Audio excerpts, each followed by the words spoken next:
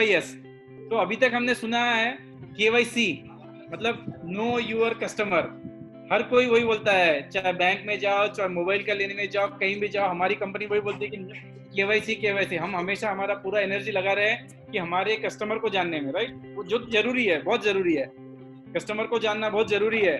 लेकिन आज तक कुछ ही लोग होंगे जिन्होंने खुद को जानने की कोशिश की होगी, खुद को जानने के लिए अपने एफर्ट्स लगाए होंगे। हम कौन है?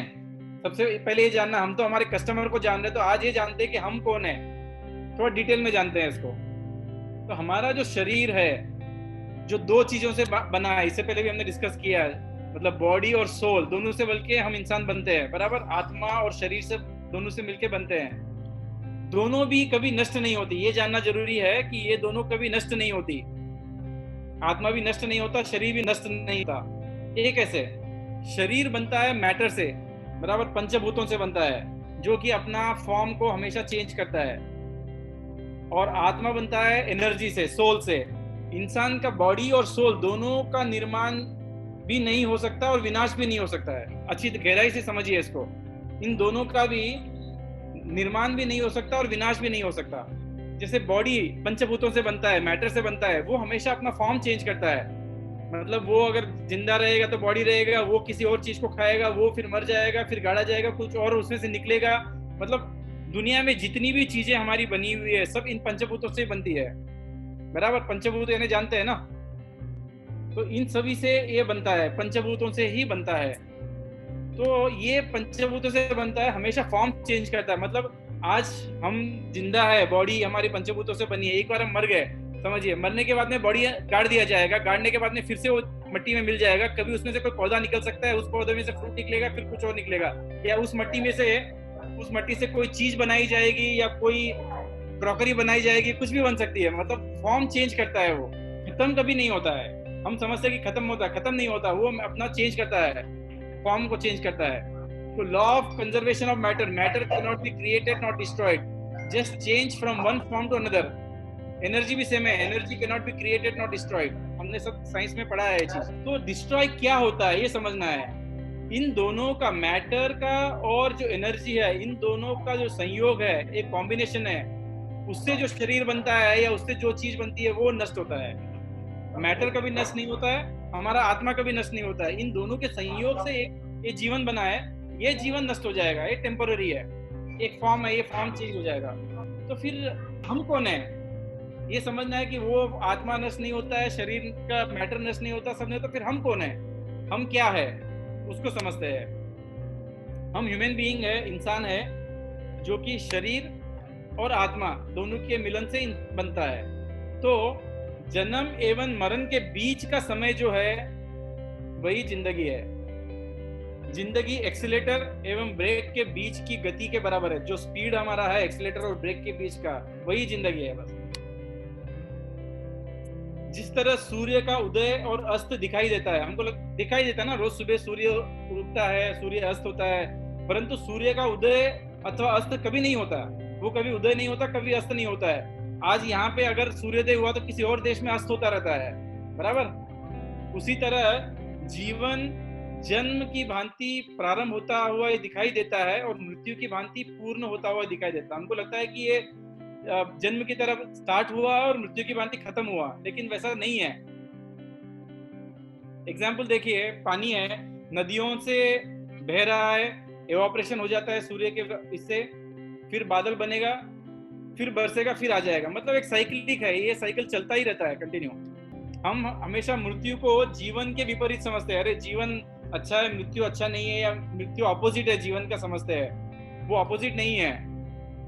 हमें ये पता है कि जो जिंदा होता है वह मर सकता है, अगर जीवित ही ना हो तो मरेगा कैसे? मतलब जो जिंदा होता है वही मरता है ना, अगर कोई जीवित ही नहीं हो तो मरेगा कैसे? और जो जिंदा है उसे मरना तो पक्का ही है। वास्तव में मृत्यु जीवन को समाप्त नहीं करता, बल्कि नया जीवन प्रदान करता है। ये समझना जरूरी है। डेथ एक है जो जिंदगी को समाप्त नहीं कर रहा है, वो तो एक नया जिंदगी ला रहा है। मरने के बाद में फिर एक नया लाइफ आएगा हमारा, तो एक नया जिंदगी को प्रदान करता है वो। It's a birth of new life. हम समझते हैं कि लाइफ खत्म हो गई है, एक नया लाइफ का बर्थ है वो। Death is full stop between life and rebirth. तो death is not a sad moment, it is a moment of celebration. ये जो मोमेंट है मृत्यु का, वो कोई दुखी मोमेंट नहीं है, वो एक सेलिब्रेशन का मोमेंट है एक्चुअली, क्योंकि हमारा एक नया जन्म होने वाला है, फिर से नया बॉडी मिलेगा, हेल्दी रहेंगे, सब अच्छा मिलेगा सब चीज, क्योंकि ये बॉडी थक चुका होता है बीमारियों से, एज से, काफी कारणों से, तो वो सब जाके दुख से जाके फिर से एक नया बर्थ हो रहा है, तो वो कोई दुख का मोमेंट नहीं है, वो एक सेलिब्रेशन का मोमेंट है। जैसे कुछ कल्चर में मृत्यु को सेलिब्रेट किया जाता है, आप देख सकते हैं, ये रिचुअल है बाली कम्युनिटी का, जो कि बुद्धिस्ट सेरेमनी करते हैं, जो कि मृत्यु को सेलिब्रेट करते हैं। वो लोग मृत्यु के लिए कोई भी रोते नहीं है, उसको जैसे बॉडी होगा सेलिब्रेशन के साथ में बॉडी को डिकम्पोज पंचभूतों में मिला देते हैं फिर से, और सबको प्रे करते हैं कि उस बॉडी को फिर से जो भी आत्मा हो उसको नया बर्थ मिले, नया अच्छा मिले, तो वो लोग सेलिब्रेट करते हैं। एक्चुअली सेलिब्रेट ही करना चाहिए। जो सोल का जर्नी है ना, वो कभी रुकता नहीं है, आत्मा का जो जर्नी है कभी रुकता नहीं है। ये बॉडी छोड़ेगा और एक बॉडी में जाएगा, और एक बॉडी छोड़ेगा और एक बॉडी में जाएगा, तो वो खत्म होता ही नहीं है। और ये जो मटेरियल है, पंचभूतों से बना हुआ शरीर है, वो खराब हो गया तो खत्म हो गया, फिर से डिकम्पोज, प्लास्टिक का रिसाइकिल करते हैं, जो भी फूड बच गया वेस्ट होता है रिसाइकिल हो जाता है, हर चीज रिसाइकिल होता है। तो उसी तरह बॉडी भी रिसाइकिल हो जाता है, उसमें कोई दुख करने की कोई बात ही नहीं है। जिस तरह एक फिल्म में एक्टर्स कोई रोल करते हैं और उस फिल्म के अंत तक उस रोल में रहते हैं, वो फिल्म खत्म होने के बाद वो फिर दूसरे फिल्म में दूसरा रोल करते हैं। देखिए शाहरुख खान के कितने अलग अलग मूवीज में अलग अलग रोल किया है, तो वैसे हर इंसान भी वैसे ही होता है, अलग अलग लाइफ में अलग अलग रोल करता है उतना ही। उसी तरह हमारी आत्मा हर जीवन में अलग अलग किरदार निभाती है, एक जीवन होने के बाद अगले जीवन में दूसरा किरदार निभाती है। जिस तरह एक फिल्म के अंत में किरदार के मरने से उस एक्टर का अंत नहीं होता, उसी तरह इस शरीर के मरने से हमारा भी अंत नहीं होता।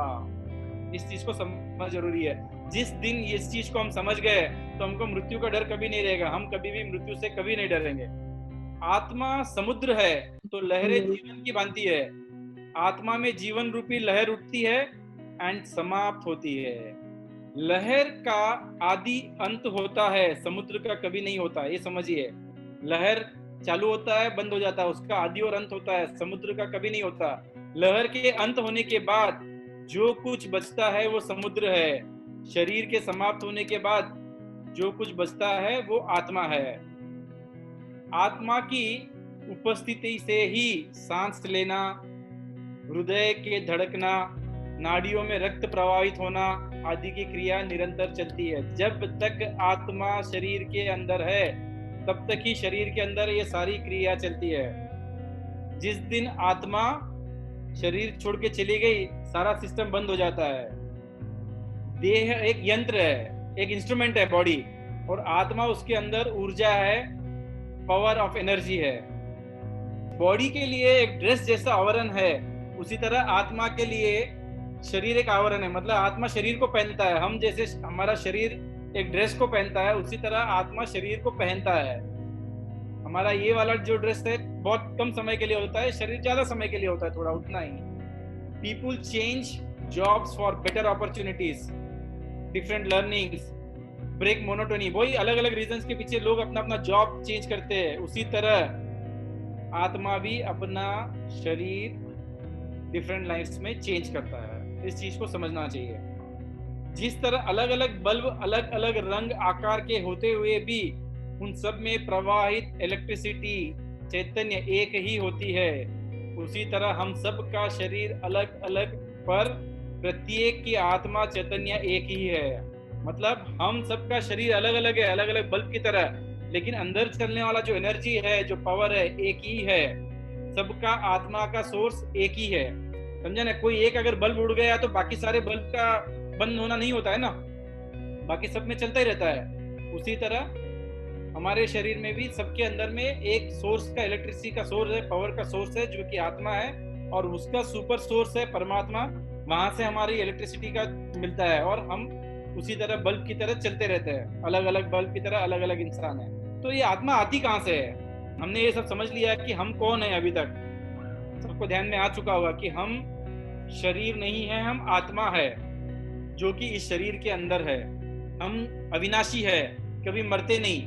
ये आत्मा जो है कभी भी मरती नहीं है, हम हमेशा रहते हैं। तो ये आत्मा आती कहाँ से है, ये समझते हैं। ये आत्मा कहाँ से आती है? आप देख सकते हो ऊपर जो है मेन सुप्रीम सोल जो कि परमात्मा है, और नीचे सब देख सकते हैं आत्माएं, इतनी सारी आत्माएं। तो परमात्मा के अंश ही आत्माएं हैं, और हम ऊपर जो भी शांति धाम बोलो या जो भी बोलो, जो भी रेस्ट इन पीस, कोई भी एक्सपायर हो तो क्या बोलते हैं? Rest in peace. वो पीस की जगह ये है, यहाँ पे जाके रेस्ट करो आप बोल के हम प्रार्थना करते हैं। कोई भी आदमी मर गए तो हम प्रार्थना करते हैं कि उनकी आत्मा जो है भटके नहीं, फिर से जीवन में नहीं आए, शरीर का खेल नहीं करे, वो जाके रेस्ट करे। तो रेस्ट करने की जगह ये है जहाँ पे परमात्मा के साथ में, उनके साथ वहां रहने का वो जगह है जहाँ से आत्मा आती है। एक बार किसी के शरीर में आ गई तो आती है अपने, फिर वो जिंदगी चलती है। उस शरीर में आने के बाद में जो जो कर्म करते हैं उन कर्मों के हिसाब से अपने फल मिलता है। फिर शरीर छोड़ दिया तो अपने कर्मों के हिसाब से ही अगला जन्म मिलेगा, अपना सब मिलेगा। जिसके कर्म क्लियर हो गए फिर उनको ऊपर जाने का चांस मिलता है। जिसने भी किसी के साथ बुरा नहीं किया, हिसाब किताब किसी का पेंडिंग नहीं रखा हो, तो फिर से उनको ऊपर जाने का चांस मिलता है। तो this is the place from where soul comes, and after clearing all accounts the soul can go here. That is called a place with peace.